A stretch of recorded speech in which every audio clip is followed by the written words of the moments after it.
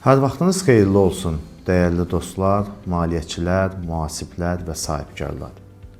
Mən Namiq Əlizadə bugün sizə maraqlı mövzulardan biri olan torpaq tikili avadanlıqlara həm maliyyə uçotu, həm də vergi tutma məqsədləri üçün yanaşmanı izah etməyə çalışacağam.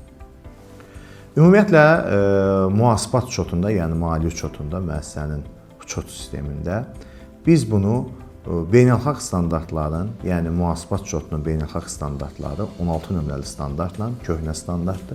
Bundan tənzimləyirik və bu standartın tələbinə görə torpaq tikili avadanlıqlar dedikdə müəssisənin iş, mal, xidmətlərin istehsalını və ya satışını eyni zamanda icarə məqsədi ilə və ya inzibati məqsədlər üçün bir hesabat dövründən artıq istifadə olunan maddi aktivlər nəzərdə tutulur.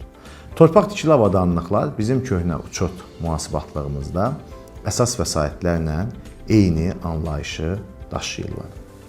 Vergi tutma məqsədləri üçün isə Vergi Məcəlləsinin ümumi hissəsində olan 13.2.17-ci maddədə əsas vəsait anlayışına rast gəlirik və əsas vəsait dedikdə bir ildən artıq istifadə olunan, dəyəri 500 manatdan çox olan və təbii ki, Vergi Məcəlləsinin 114-cü maddəsinə uyğun olaraq amortizasiya olunan maddi aktivləri nəzərdə tutur.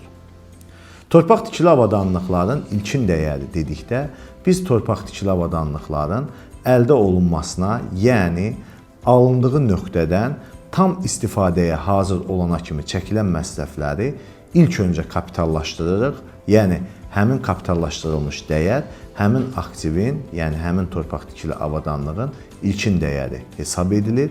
Biz ona ilkin dəyər kimi baxırıq və bundan sonra artıq uçota alınır ilkin dəyərlə. İlkin dəyərlə uçota alındıqdan sonra isə bu aktivi iki üsuldan biri, yəni iki metoddan birinlə biz həmin aktivin sonrakı ölçülməsini həyata keçiririk. O metodlardan biri ilkin dəyər metodudur, digəri isə yenidən qiymətləndirmə metodu. İlkin dəyər metodu klassik bir metoddur. Yəni aktiv istismara başlayır ilkin dəyərlə, hər il müəyyən olunmuş qaydada amortizasiya olunur, dəyəri azaldılır və növbəti ildə də həmin azaldılacaq dəyər onun balans dəyəri üzərindən hesablanır. Və təbii ki, şərti olaraq deyək ki, hansısa bir 10.000-ə biz bir torpaq tikili avadanlıq əldə eləmişik və nəzərdə tutmuşuq ki, bu 5 il ərzində amortizasiya olunmalıdır. Hər il həmin aktivin 10.000 dəyərindən 2.000 çıxmaq şərtindən aktivin balans dəyərini azaltmağa başlayırıq. Bu, onun olur ilkin dəyər metodu. Bir də var ki, yenidən qiymətləndirmə metodu. Yenidən qiymətləndirmə metodu bizə nə zaman lazım olur? Bəzən elə olur ki, bizim aktivlərimizin müəyyən bir dəyəri olur, uçotda olan dəyəri, yəni balansda olan dəyəri olur.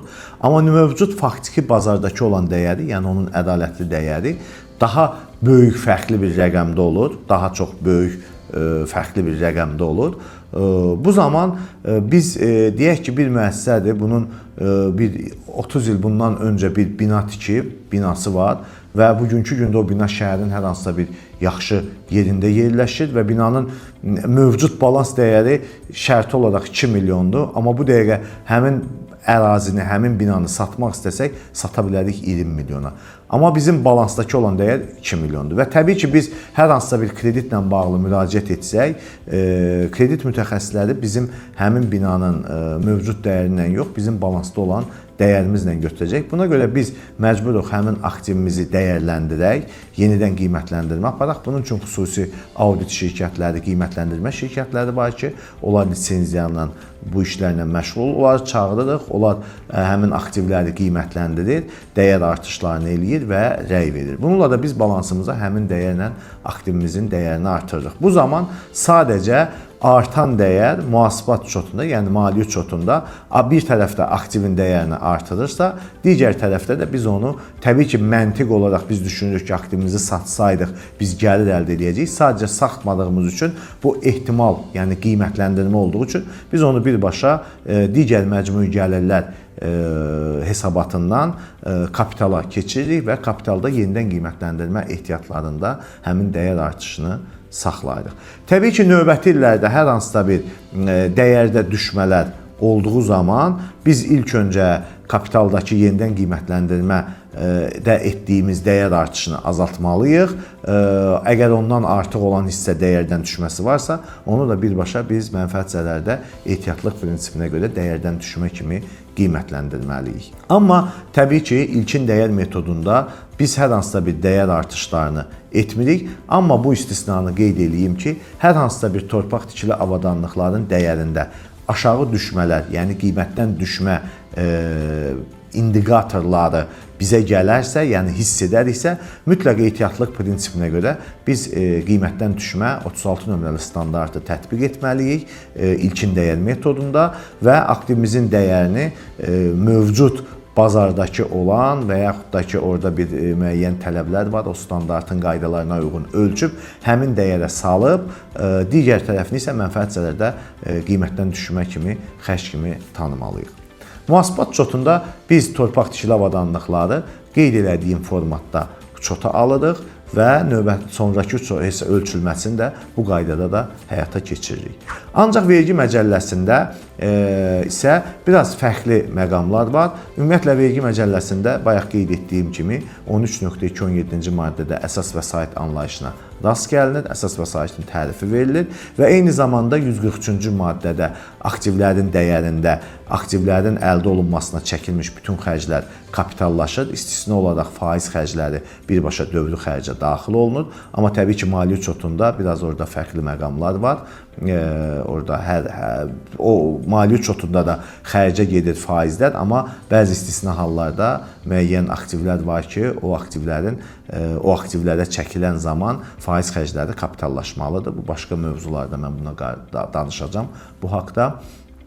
143-cü maddədə biz vergi məcəlləsində aktivin ilkin dəyərini müəyyən eləyirik və orada alınması, çatdırılması, quraşdırılması, bütün bu xərclər, məsrəflər aktivin ilkin dəyərini formalaşdırır və ilkin dəyərdən sonra aktiv eyni maliyyə çotu kimi istismara verilir. İstismara verildikdən sonra isə 114-cü maddəyə görə azalan qalıq dəyər metodundan amortizasiyası həyata keçirilir. Bildiyimiz kimi maliyyə çotunda isə metod, belə deyək, qadağası yoxdur. 4 üslubdan, 4 metoddan hansını müəssisə daha ədalətli, uyğun bilərsə, o metoddan da həmin aktivinin amortizasiyasını həyata keçirilir. Digər tərəfdən vergi tutma məqsədlərində yenidən qiymətləndirmə ehtiyatı heç bir halda nəzərə alınmır. İstər mənfəətin hesablanması zamanı, yəni istərsə də əmlak vergisinin hesablanması zamanı yenidən qiymətləndirmənin dəyəri aktivin dəyərinə daxil edilmir və müəssisənin gəlirlərinə, eyni zamanda əmlak vergisinin hesablanmasına daxil edilmir. Yəni vergi tutma məqsədləri bu yenidən qiymətləndirməni hər zaman hesablamalarda istisna tutur, kənarda tutur. Dəyərli dostlar, torpaq tikili haqqında bacardığım qədər daha qısa və konkret məqamlara toxundum. İnşallah növbəti mövzularda digər hissələrinə də bacardığım qədər toxunmağa çalışacağam. Özünüzə yaxşı baxın.